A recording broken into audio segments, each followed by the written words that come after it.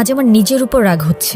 আমি তোমাকে ভালোবেসেছিলাম। তুমি জানো আমি তোমার জন্য কি কি করেছি? তোমার জন্য আমি আমার ইচ্ছের বিরুদ্ধে গিয়ে আমার ফ্যামিলির সাথে মিথ্যে নাটক করেছি। আর আতিফ, তার তো আমার কাছে কোনো চাওয়া পাওয়া ছিল না, তবু আমার জন্য, আমার সম্মানের জন্য সে এই বাড়িতে এসেছে।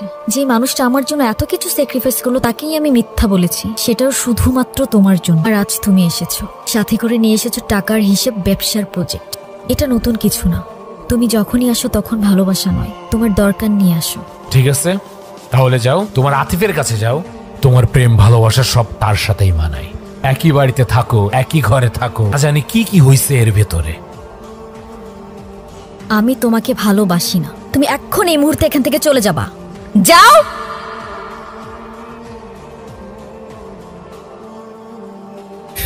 এই